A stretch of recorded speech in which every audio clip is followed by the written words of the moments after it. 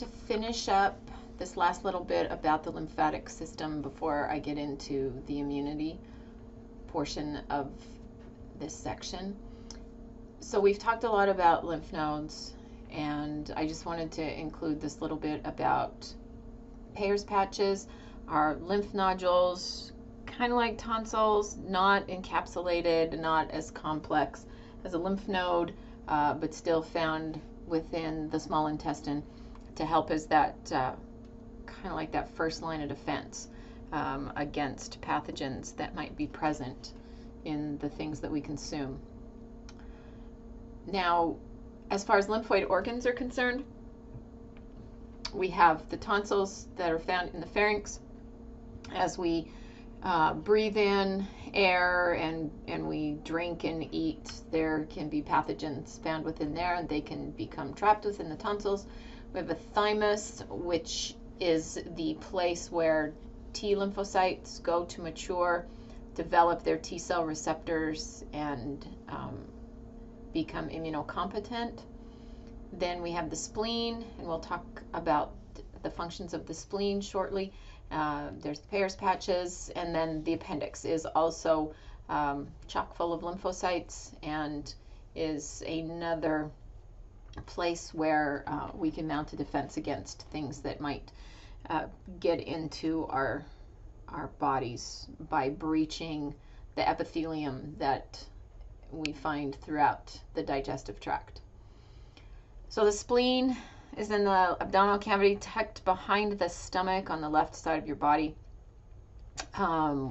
We primarily find B cell proliferation there. We find some T cells, but as our blood is being defended against by any by our lymphocytes against any pathogens that might be present, the B cells then will aggregate, because we will typically have extracellular pathogens in our bloodstream, not viruses and not cancer cells.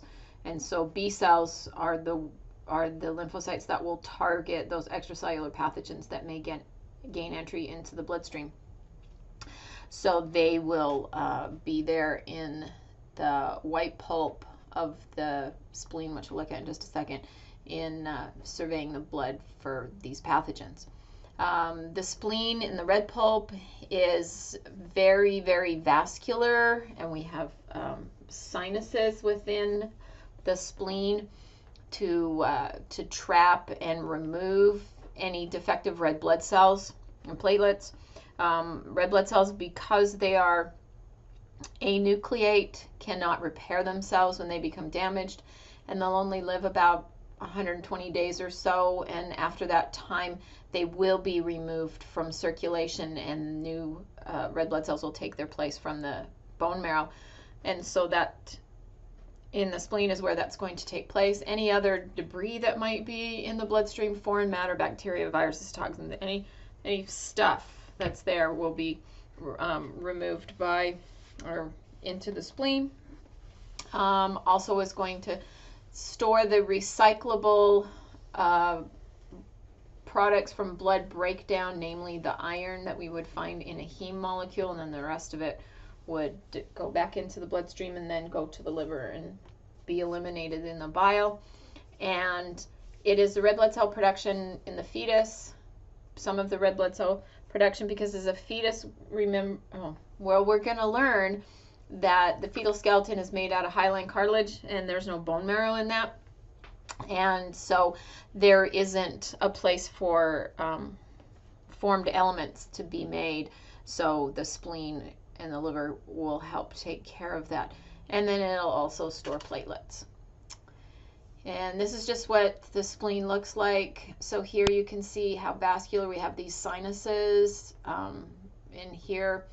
And then we have the white pulp here. And then this is the red pulp where the blood cells are going to be extracted from. In the white pulp, here you can see these are clusters of B cells, lymphocytes, and like it says right here, the white pulp, a lymphoid tissue with many lymphocytes, is surrounded by red pulp containing abundant erythrocytes.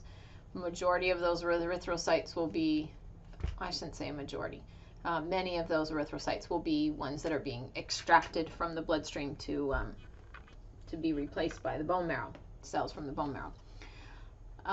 Okay, the thymus I'll talk more about in the next video when we talk about T cells and how they become T cells. And it's found in the mediastinum of the chest, and does not last into adulthood. By the time you're in your 20s, any maturation of T cells will have happened at that point in your life, and so the thymus will start to be absorbed into your body, apoptosis, and it'll become fibrous tissue. In my 30 plus years of being in anatomy and physiology, I've seen many cadavers, and I've never seen a thymus in an adult cadaver that I've dissected, but I have seen them in fetal specimens. And so if you have the opportunity to see an adult cadaver, you're not going to see a thymus at all.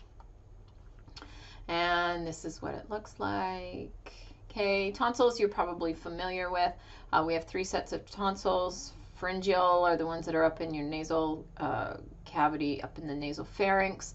We also call them the adenoids. We have the palatine tonsils. Those are in the oral pharynx. Those are the ones that you can see when you open your mouth. And then we have a lingual tonsil that's found in the back of your tongue. That lingual tonsil provides kind of a landmark when an individual is being intubated. So the lingual tonsil and the epiglottis, so the individual doing the intubation knows where to insert the tube, that they have it going down into the trachea and not down into the esophagus. And here's what they look like. You can see we have these crypts where material will become trapped, and then these germinal centers will have lymphocyte tissue or cells within it to help fight off stuff that may be trapped in there. And if you have to have your tonsils out, then it's typically because your tonsils have joined the other side. They let the strep bacteria grow in them and provide a breeding ground for the strep bacteria, and they don't do their fighting anymore. And I find it interesting, 50, 60 years ago, it was the thing that you did when you were a child and you had sore throats, was to get your tonsils out. And then we came to the 70s and we had all these antibiotics, and we just, that was the magic pill. And so that fought strep for about 30 years, a good 25 years. And then because the antibiotics were prescribed for problems that were viral and therefore did not affect the infection, and because people wouldn't take them properly, they wouldn't finish a complete course of antibiotics, start to feel better. Why don't I take these pills anymore? As you know, now we've created just armies of antibiotic resistant bacteria. And so now it's come full circle. We come back to, hey, we're going to take your tonsils out. And I'm seeing a lot more of students, friends of mine. I have a friend right now who just got her tonsils out, and she's miserable. She's closer to my age, and being an older adult and getting your tonsils out is the worst thing ever. So hopefully you won't have tonsil issues in your life. But that's why we've gone back to taking tonsils out again, is because the antibiotics don't work anymore, and now the germs just grow in the tonsils. Okay, so I'm going to stop here, and then we'll get into specific immunity. We'll talk about immunity altogether, non-specific and specific immunity.